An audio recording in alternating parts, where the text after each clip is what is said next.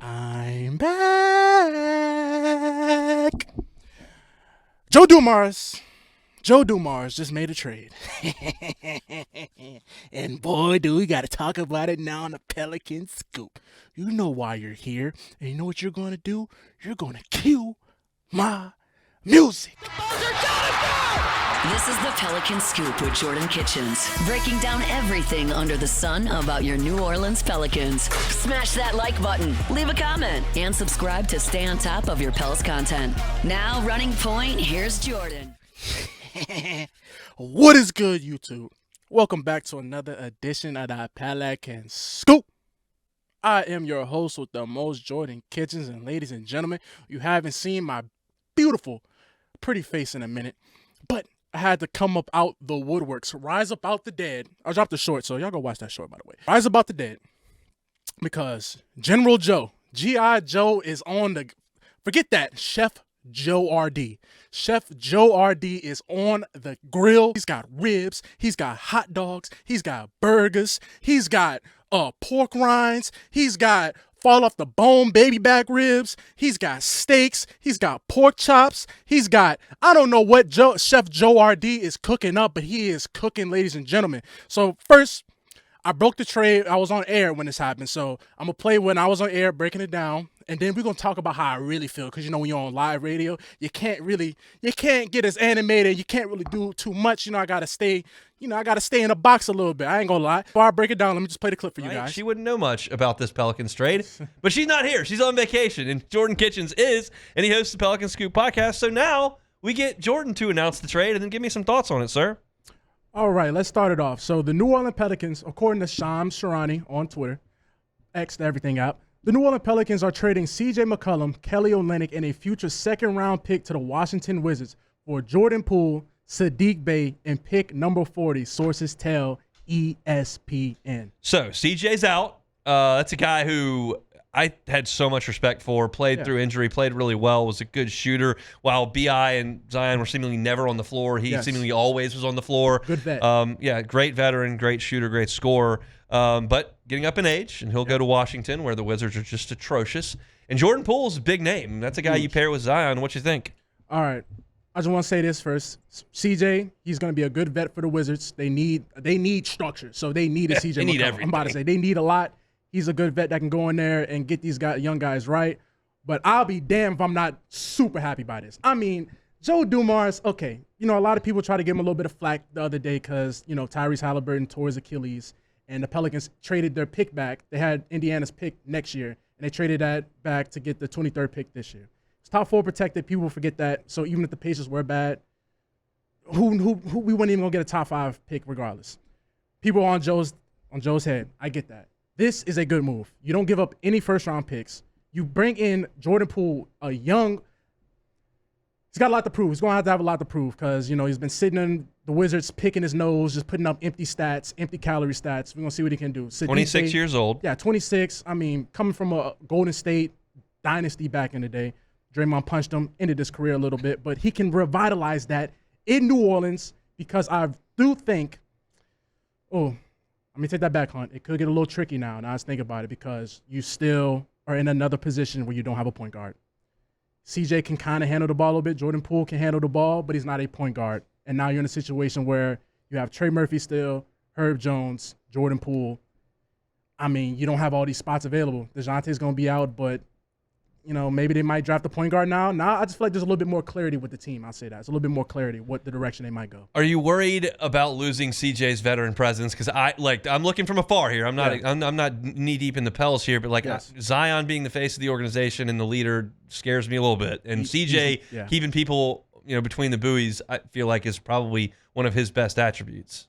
Okay, yes, but at the same time, certain point Zion has to grow up. All right. Yeah. Yes. I mean, look, Zion, me and Zion are the same age. Sooner or later, bro, you got to grow up. If we're giving you $200 million, you want to be the man, you got the shoe deal, the endorsements, all this, get out the headlines, with your little escapades off the court, lock in. This should be a sign anybody's movable. You might be next. If Luka Doncic can get moved, why can't you get moved? So this is like your final strike. If you can't make this work, just get out of town. That's how I feel. But I think CJ will be missed in a sense of a veteran presence, but come on, man. Like, these guys are getting older. Sooner or later, somebody's got to be the adult in the room. Like, this ain't not a young team of 20-year-olds and 21-year-olds. The team's starting to get a little bit up in age. And you just watch OKC win with guys that haven't even purchased beers yet. They don't even know how to pop bottles. So it's like, yeah, sooner or later, you got to grow up. So, yes.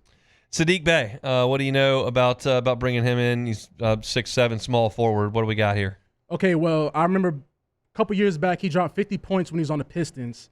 He got traded to the Hawks, and it's been kind of just, I don't know what happened. He kind of like fell off a cliff. He kind of just got put by the wayside, but he's a good scorer, but he's just inconsistent with it. But at the same time, this Pelicans team, you need bodies. And I'm not talking warm bodies. No, you actually need a little bit of talent on the team. You need some talent. You're gonna start the season without DeJounte, torn Achilles, so you can kiss him goodbye for the foreseeable future. You might start the season without Trey Murphy, recovering from a torn labrum and a shooting arm. You might not have Herb Jones either, who's recovering from a torn labrum and his non-shooting arm. So you're going to be without guys. You need talent. You need bodies. I think Saddiq Bey will be a good addition off the bench, and in certain spots he could start for the team, yes. All right, so we're feeling better today than we did 10 days ago in Pelicans Nation? Oh, hun, I almost jumped out my seat when I saw that trade pop up on my phone, man. Like, that is something. It's just the fact they didn't give up any first-round picks.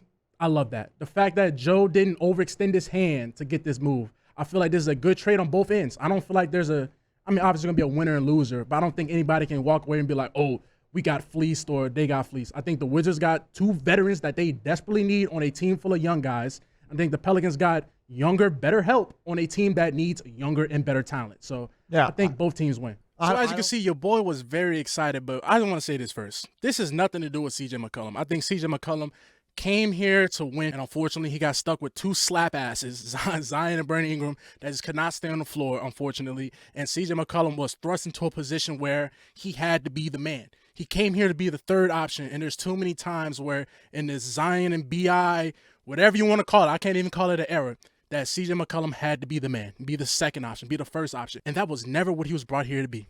Never. That was never the intention for CJ McCollum to be here to be the man. And there's been too many times where people talk about CJ, oh, bro, man, CJ, like, bro, he was supposed to be the third option. The two jackasses that are supposed to be leading this team are on the bench getting outfits off. So CJ McCollum came here and is the all-time leader in franchise threes in like 3-4 years. That's what CJ McCollum did. So thank you, CJ. None but love and the best for you got going on in Washington.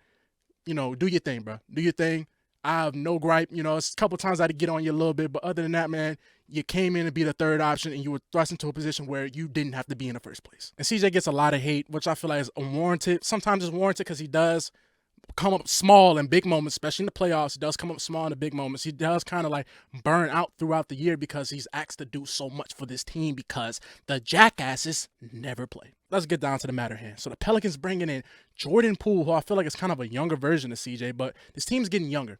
What is Chef Joe RD cooking up? Now, granted, I love this trade for the fact that you didn't give up any first-round picks. You didn't give up no first-round picks, and you ended up getting a pick back. So you got rid of CJ, you got rid of Kelly Olynyk, who was a part of the Brandon Ingram trade. And that's another thing, man. Can we just take a moment? Everybody stop. Can we just take a moment to appreciate what Joe Dumars has done? Joe Dumars has moved me on more moves so far than David Griffin ever did his whole tenure, other than getting DeJounte. And honestly, you look like a slapping ass for that because Dyson Daniels popped off. But I get it. At the time, you needed a point guard, and DeJounte was supposed to be that guy. But at the same time, David Griffin would have traded CJ McCollum for what? A shrimp po' boy, a fried chicken plate from Manchew's, and maybe a blonde wig from a hair store. That's what David Griffin would have got back in return for CJ McCollum. They basically gave David Griffin ass and chips for Brandon Ingram. Now people be like, oh, whoa, Brandon Ingram value. You should have been got rid of him. You knew you couldn't keep him and Trey Murphy, but Griff was being Griff, and he's sitting on his thumb. Joe Dumars has moved me more times. Now, granted, the draft is tomorrow. I could take all this back. Joe Dumars can have me looking foolish tomorrow and do something that I'm going to be like, what? Drafting Darko Milicic. He's the guy that drafted Darko Milicic. So Joe could do something crazy tomorrow. But right now, right now on June 24th, I'm happy. Now you're in a position where this draft coming up tomorrow, you got pick 7, 23, and 40.